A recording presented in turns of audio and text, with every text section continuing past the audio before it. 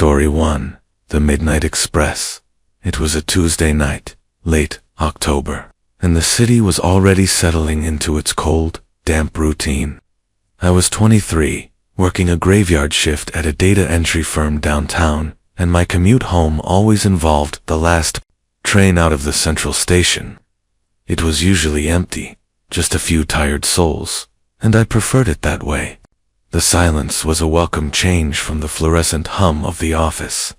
This particular night, the train pulled into the station at 1:17 a.m., precisely on schedule.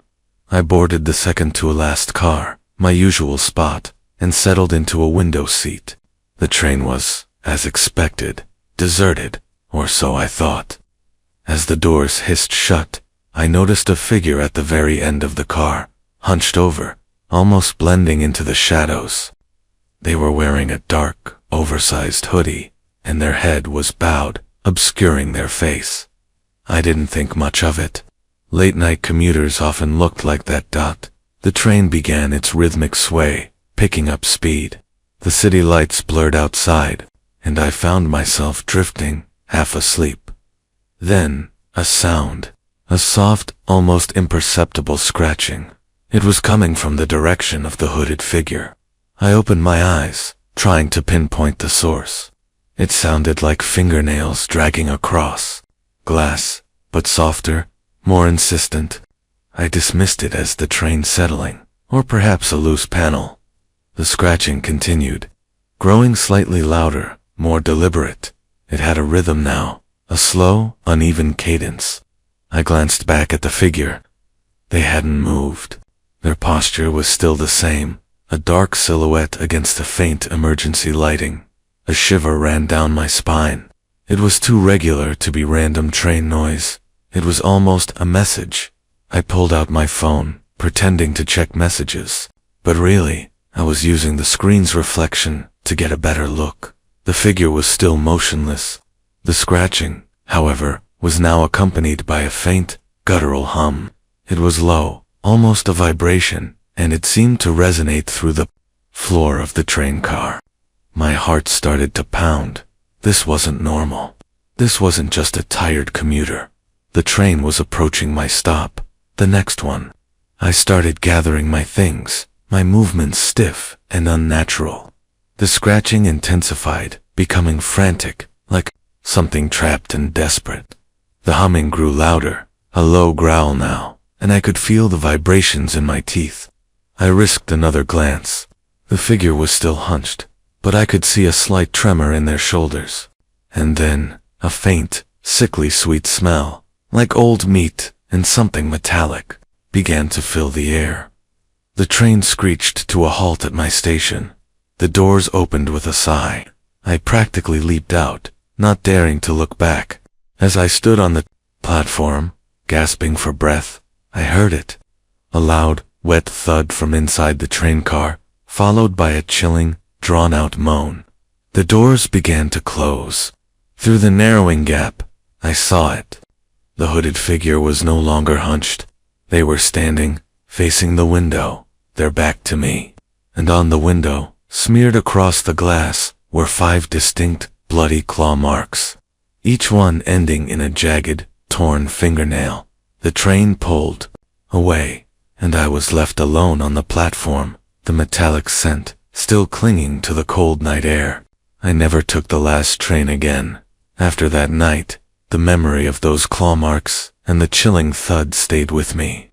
I tried to rationalize it, to tell myself it was a trick of the light, a hallucination brought on by exhaustion, but the metallic scent, the one that had filled the train car, lingered in my nostrils for days, a phantom smell that no amount of scrubbing could remove. I started taking an earlier train, one that was always bustling with people, even if it meant sacrificing an hour of sleep.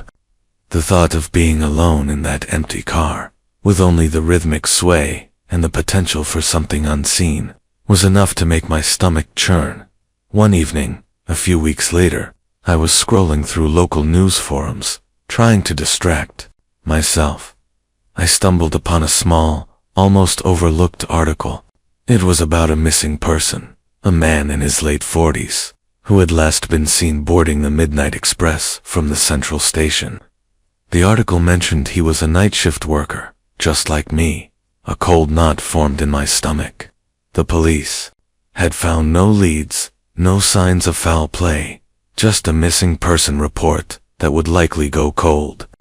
They mentioned a strange, unidentifiable residue found on one of the train car windows, but dismissed it as industrial grease. I knew better. I knew what it was. It was the same metallic scent, the same residue that had clung to my clothes. I never reported what I saw. Who would believe me? A tired data entry clerk, claiming to have seen claw marks and heard guttural hums on a deserted train. They'd think I was crazy. But every time I hear the distant rumble of a train at night, I still feel that icy dread. And I wonder if anyone else has seen the figure in the dark hoodie, or heard the scratching that signals something truly horrifying is about to unfold. Story 2. The Bus Stop Shadow. I was 19, a college student living in a small apartment on the outskirts of the city. My classes often ran late, and the bus was my only way home after dark. This particular night, it was raining, a cold, persistent drizzle that seemed to seep into your bones. The bus stop was dimly lit, just a single flickering street lamp, casting long, dancing shadows. It was around 11 p.m., and I was the only one there. I pulled my jacket tighter, trying to ward off the chill. The bus was due in 10 minutes, according to the app on my phone. I could hear the distant hum of traffic, but otherwise, the street was eerily quiet. As I waited, I noticed a shadow detach itself from the deeper darkness across the street. It was tall, thin, and moved with an unnatural fluidity, almost gliding. It wasn't a person, not exactly. It was too indistinct, too formless. My breath hitched. I told myself it was just the rain, playing tricks with the light, or my tired eyes. But the shadow kept moving, slowly, deliberately, towards my side of the street. It didn't seem to have any discernible features, just a darker patch against the already dark night. It felt like a void, a place where light simply ceased to exist. I fumbled for my phone, my fingers trembling as I tried to unlock it. I wanted to call someone, anyone, but my mind was a blank. The shadow was now directly across from me, on the other side of the road. It stopped, and for a moment, it seemed to grow, stretching upwards, its edges blurring into the rain. I could feel a cold dread creeping up my spine, a primal fear that had nothing to do with logic or reason. Then, I heard it, a faint, almost inaudible whisper, carried on the wind. It was my name, not shouted, not even spoken, but breathed, a soft, sibilant sound that seemed to come from everywhere and nowhere at once. My blood ran cold.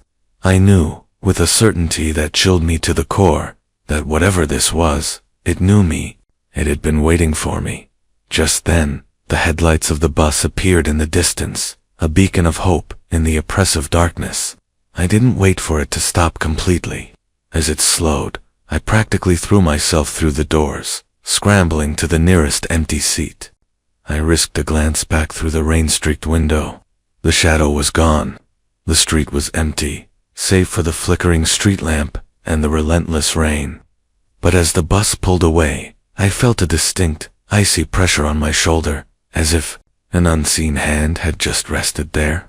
I spent the rest of the ride home huddled in my seat, staring straight ahead, convinced that something had followed me, something that was still very, very close. The encounter at the bus stop left me shaken. For days, every shadow seemed to lengthen. Every rustle of leaves sounded like that faint whisper. I started avoiding that particular bus stop, opting for a longer walk to a more populated one, even in the rain. I told my roommate about it, trying to make light of it, but the tremor in my voice betrayed my fear. She laughed it off, suggesting I was just overtired and imagining things. But she hadn't felt that icy pressure on her shoulder, hadn't heard her name breathed from the darkness. One evening, a few weeks after the incident, I was walking home from the library. It was still early, the sun just beginning to set, casting long, playful shadows. As I turned onto my street, I saw it again. Not the full, indistinct form, but a ripple in the air, a distortion in the light, just at the edge of my vision. It was standing near the old oak tree at the corner, where the streetlights didn't quite reach. It wasn't moving, just observing. I froze, my heart hammering against my ribs. I wanted to run, to scream, but I couldn't. It felt like I was caught in a spotlight, every move scrutinized. I forced myself to walk, slowly, deliberately, keeping my eyes fixed on the ground. I could feel its presence, a cold, heavy weight pressing down on me. As I passed the tree, I risked a quick glance. It was still there, a darker patch against the fading light, its form still indistinct, but somehow more defined. I could almost make out the suggestion of a head, tilted slightly, as if in curiosity. I hurried the rest of the way home, fumbling with my keys, my hand shaking so badly I could barely get the door open. I slammed it shut behind me, leaning against it, gasping for breath. I knew then that it wasn't a one-time hallucination. It was real, and it was still out there, waiting in the shadows, perhaps for me, perhaps for someone else. The thought still sends a shiver down my spine, every time I see a shadow that's just a little too dark, a little too still. Story 3. The Subway Stare. I'm 28, and I've been taking the subway to work for the past 5 years. It's a necessary evil, a cramped, noisy, and often smelly part of my daily routine. Most days, I zone out, listening to podcasts or reading. But one morning, about 6 months ago, something broke that routine, and it's been haunting me ever since. It was a typical Monday, rush hour. The train was packed, bodies pressed against each other, a symphony of coughs and muttered apologies. I managed to snag a standing spot near the doors, gripping the overhead bar. Across from me, squeezed between a businessman and a student, was a woman. She was unremarkable at first glance, plain clothes, average height, dark hair, pulled back, in a messy bun. But then I noticed her eyes. They were wide, unblinking, and fixed directly on me. I tried to ignore it. People stare on the subway. It happens. I shifted my weight, pretended to be engrossed in the advertisements above the doors. But when I subtly glanced back, her gaze hadn't wavered. It was intense, almost predatory. There was no malice in it, no anger, just an unnerving, unwavering focus. It felt less like she was looking at me, and more like she was looking through me, or perhaps into me. My stop was still several stations away. The train rattled on, the fluorescent lights flickering. The woman's stare began to feel heavy, a physical weight. I could feel the hairs on my arms prickle. I tried to meet her gaze, to break the spell, but her eyes were like black holes, absorbing everything. I started to feel a strange disorientation, a subtle blurring of the edges of my vision. The sounds of the train, the chatter of the passengers, all seemed to recede, replaced by a low hum that seemed to emanate from her. At the next station, a few people exited, and the crowd shifted. I thought about moving, but I felt rooted to the spot, paralyzed by her gaze. Her lips, thin and pale, began to move almost imperceptibly. No sound came out, but I could almost feel the words, a silent whisper, directly into my mind.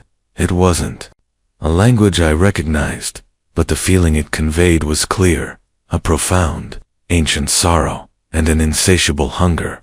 My stop finally arrived.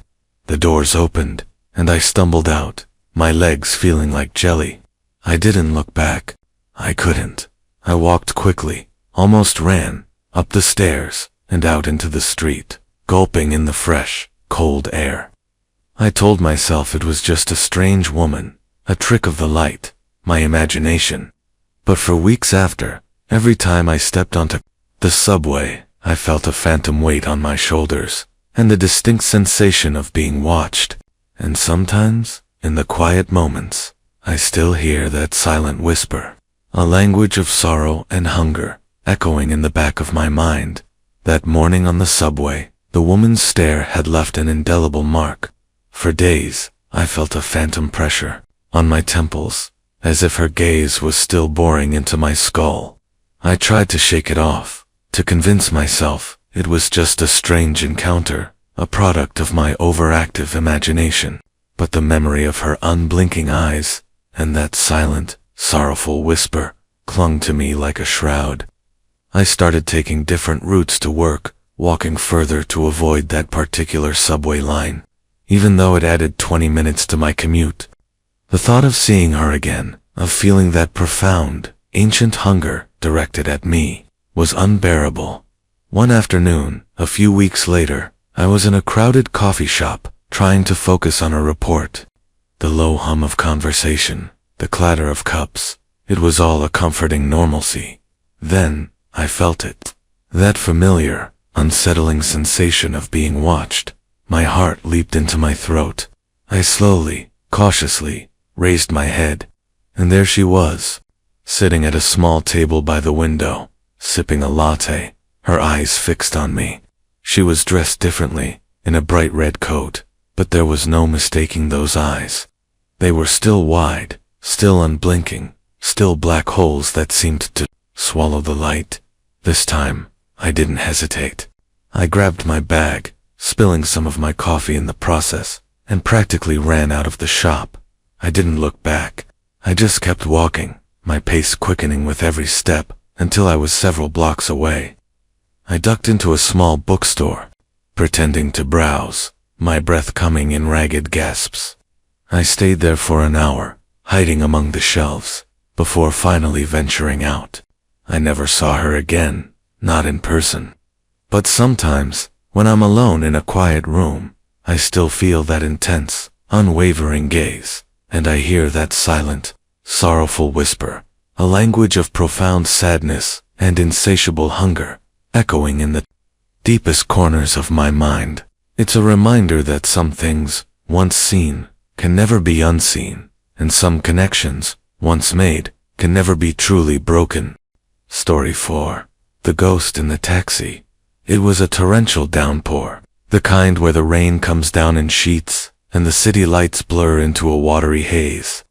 I was out late, celebrating a friend's birthday, and after a few too many drinks, I decided to take a taxi home instead of braving the bus. It was past 2 a.m., and finding a cab was proving difficult. Finally, a yellow light appeared through the deluge, and a beat-up old sedan pulled up to the curb. The driver was a man in his late 50s, with tired eyes and a perpetually slumped posture. The interior of the car smelled faintly of stale cigarettes and something metallic, like old coins. I gave him my address, and we set off, the wipers struggling against the onslaught of rain. The ride was quiet, save for the drumming of rain on the roof and the occasional splash as we hit a puddle. About halfway home, I noticed something odd in the rearview mirror. There was a passenger in the back seat, behind the driver. I hadn't seen anyone get in. It was a woman, dressed in what looked like a vintage white dress, her hair long and dark, obscuring most of her face. She was completely still, almost rigid. I assumed she was another fare, maybe someone he'd picked up before me, but that didn't make sense. Why would she be sitting there silently, and why hadn't I noticed her? I tried to catch the driver's eye in the mirror, to ask about her, but he seemed focused on the road, his knuckles white on the steering wheel. The air in the car grew noticeably colder, despite the humid night. I could see my breath in front of me. The metallic smell intensified, now mixed with something else, something sweet and cloying, like lilies. I glanced back at the woman. Her head was still bowed, but I could see a faint, almost translucent glow emanating from her. It was subtle, like moonlight filtering through water. And then, a sound, a soft, mournful sigh, barely audible above the rain. It seemed to come from her, a sound of profound sadness and endless waiting. My heart began to race. This wasn't right. This wasn't a normal passenger. I gripped the door handle, my hands slick with sweat. I wanted to tell the driver to stop, to let me out, but the words caught in my throat. The woman in the back seat, slowly, almost imperceptibly, began to lift her head. I could see the outline of her face now, pale and indistinct, like a faded photograph. Just as her eyes were about to meet mine in the mirror, the taxi swerved violently, narrowly missing a parked car. The driver cursed under his breath, and the sudden jolt broke the spell. I looked back, and the back seat was empty. The cold dissipated, and the metallic, floral scent faded.